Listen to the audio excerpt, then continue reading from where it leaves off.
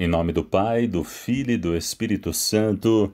Amém. É com grande alegria que iniciamos este nosso 8º dia da novena, ou do nosso decenário, 10 dias em oração, em contemplação, hoje meditando o dom de piedade para com Deus. Estamos a cada dia meditando um dom do Espírito Santo.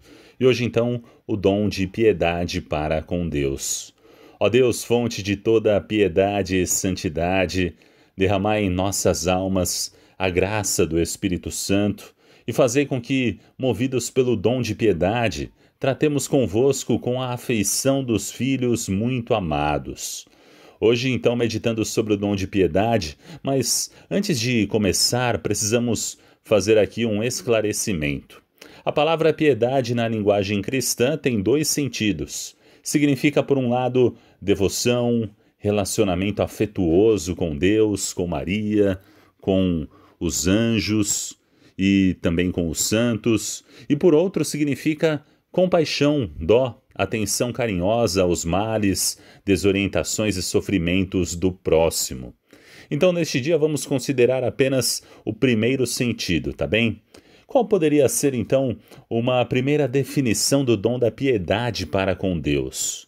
O Papa São João Paulo II diz que é o dom que cura a dureza do nosso coração e o abre à ternura para com Deus. Um dom que cria em nós sentimentos de carinho filial e de profunda confiança em Deus, a quem vemos como Pai providente e bom. É deste dom que falava São Paulo quando dizia: a prova de que sois filhos é que Deus enviou aos vossos corações o Espírito do seu Filho, o Divino Espírito Santo, que clama Abá, Pai. Portanto, já não és escravo, mas filho. Não é uma maravilha isso? O Espírito Santo é o grande fruto da paixão, morte e ressurreição de Cristo. Ao nos redimir, ele ganhou para nós o dom do Espírito Santo, o mesmo espírito de amor que inundava sua alma e o fazia invocar seu Pai Celestial com essa palavra aramaica que São Paulo cita 2 vezes: Abá, Pai, Papai, Paizinho. Uma palavra que os primeiros cristãos conservavam e repetiam com imenso carinho. Pai nosso que estais nos céus e nos nossos corações, concedei-nos o dom de piedade que nos ajuda a viver como filhos muito amados de Deus, a pensar como filhos, a vos tratar como filhos, a corresponder ao vosso amor com carinho de filhos. Muito bem. Sabem qual é uma das primeiras coisas que o Espírito Santo nos ajuda a fazer com o dom de piedade? A primeira coisa é nos ensinar a rezar, a orar, a conversar de maneira íntima e confiada com Deus. São Paulo diz na carta aos Romanos que nós não sabemos orar como convém, mas que o Espírito Santo intercede por nós e nos ajuda a fazer verdadeira oração, nos auxiliando com seus gemidos, suas inspirações inefáveis. É tão fácil cair no engano de fazer uma oração que não seja a verdadeira oração. É o caso, por exemplo, das pessoas que só rezam quando estão muito preocupadas e aflitas, mas depois se esquecem totalmente de rezar e até de agradecer. Ou dos que caíram na rotina ruim, pessoas que fazem habitualmente umas rezas por pouco costume, mas de modo meio que mecânico, sem pensar no que dizem, nem colocar o coração em Deus, nem se preocupar por melhorar um pouco. A essa oração Santa Teresa chamava chacoalhar de latas. E vocês sabem o que é ainda pior do que isso? É dizer que, como é tão fácil se distrair ao rezar, é melhor só fazer oração nos momentos em que temos vontade de orar e sentimos o gostinho da oração. Confundem a oração com o bolo de chocolate. A oração deles, no fundo, é uma oração de consumo, quer dizer, que só a fazem quando lhes dá prazer, quando lhes dá vontade. Da mesma maneira que assistem cinema, vão passear ou tomam sorvete de maracujá só quando têm vontade. Essas pessoas confundem a autenticidade com seu gosto e prazer pessoal. É verdade, dizem, só vou à missa quando sinto vontade, não quero ir se não sinto vontade em ir, só por obrigação, não seria autêntico. Que erro grave, que erro tremendo. Os maiores atos de amor custam sacrifício, constituem deveres importantes, por exemplo, a mãe e o pai que sacrificam tantas coisas pelos filhos e muitas vezes têm que ser feitos a contragosto, contra as nossas vontades, mas querendo com uma decisão da vontade. A mãe sacrificada sente vontade de descansar, de se divertir, mas dá o sangue pelos filhos. Como é fácil confundir a vontade, que é a capacidade de escolher, decidir e querer o que é bom, ainda que custe, com as vontades que não passam de desejos volúveis e de caprichos pessoais egoístas.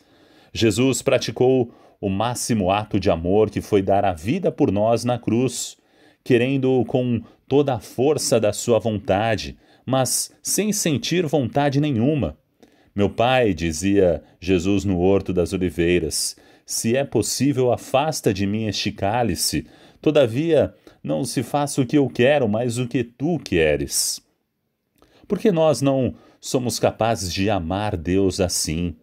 Ele, por exemplo, nos chama na missa, ele nos espera na missa, ele se entrega a nós na missa e nós respondemos dizendo-lhe que não temos vontade. Vamos quando a gente tiver vontade. Paremos um instante para meditar sobre isso. Realmente é absurda essa falsa autenticidade e é uma tentação forte não só para adolescentes e jovens, mas também para pessoas que se julgam muito maduras.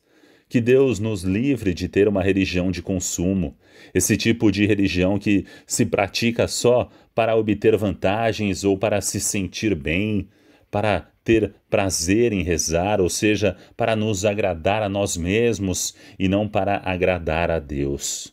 Acho que seria bom que todos nós, com muita humildade, pedíssemos a Jesus como os apóstolos: Senhor, ensina-nos a orar. E com certeza nosso Senhor nos responderá como respondeu a eles, quando orardes, dizei: Pai. É para isso que o dom de piedade nos é dado, para que a oração seja, acima de tudo, um ato de amor filial. Essa oração de filhos é como o arco-íris, tem muitas cores, umas vezes basta dizer meu Deus, eu te amo, outras limitar-se a ficar diante do sacrário, como aquele lavrador que explicava ao santo Curadars o tipo de oração que fazia. Eu olho para ele e ele olha para mim.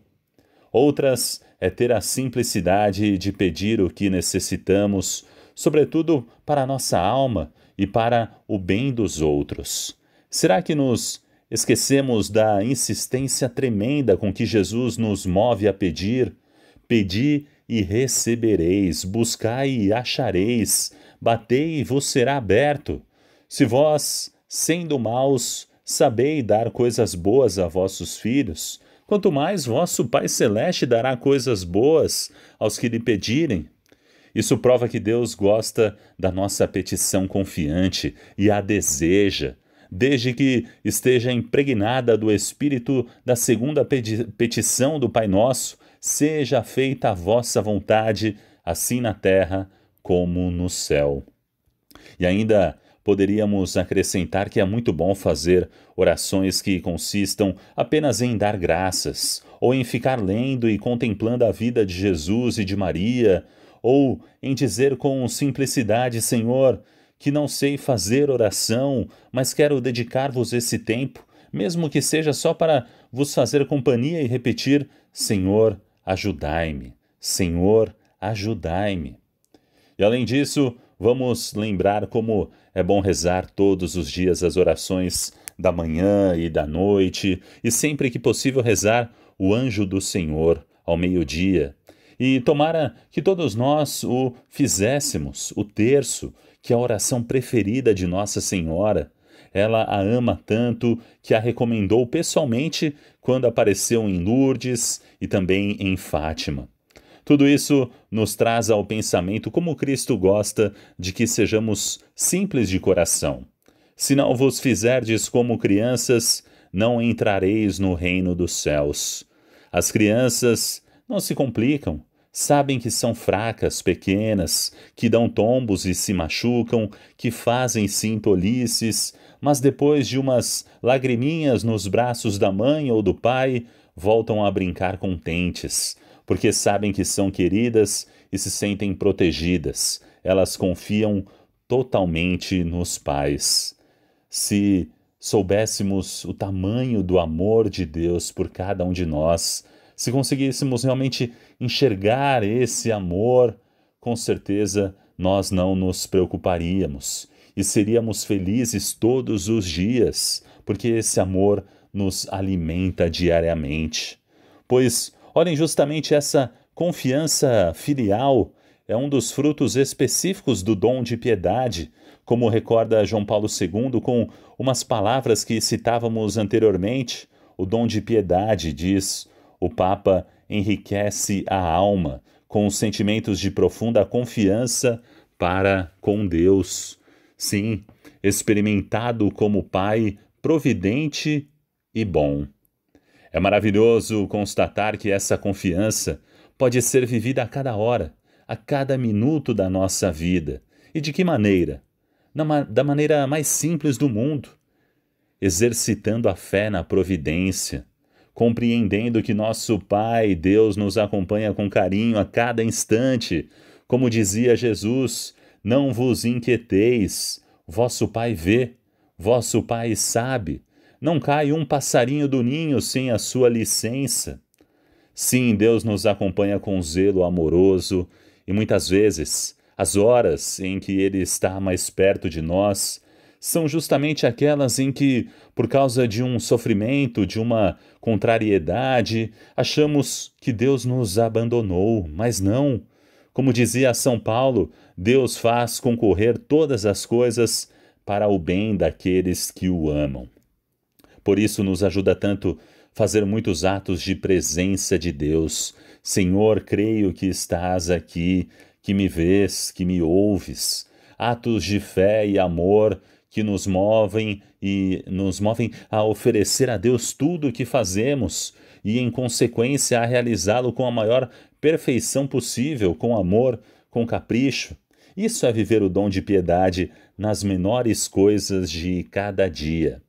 Divino Espírito Santo, concedei-nos o dom de piedade para que possamos experimentar a imensa alegria de viver como filhos de Deus, de nos sentirmos filhos muito queridos de um Pai Todo-Poderoso que nos vê, que nos ama e nos escuta e que nos acompanha em cada um dos nossos passos, que saibamos cumprir cada dever, cada tarefa, mesmo as muito pequenas, com perfeição de amor, e oferecê-las a Deus desde que amanhece o dia. Com isso, penso que podemos encerrar este nosso 8º dia da novena ou do nosso decenário. E eu sugiro, como propósito concreto, prepararmos cada um de nós com carinho, inclusive por escrito, um plano de vida espiritual, em que fiquem definidas com os seus horários as orações e leituras espirituais que nos propomos a fazer diariamente, e também os sistemas práticos de nos lembrar mais da presença de Deus ao longo do dia, como, por exemplo, orações breves, jaculatórias, olhares à imagem de Cristo e da Virgem Santíssima, etc. E me parece bem próprio deste dia em que meditamos sobre o dom de piedade, terminar rezando um Pai Nosso. Pai nosso que estais no céu, santificado seja o vosso nome. Venha a nós o vosso reino. Seja feita a vossa vontade, assim na terra como no céu. O pão nosso de cada dia nos dai hoje. Perdoai-nos as nossas ofensas, assim como nós perdoamos a quem nos tem ofendido. E não nos deixeis cair em tentação, mas livrai-nos do mal. Amém.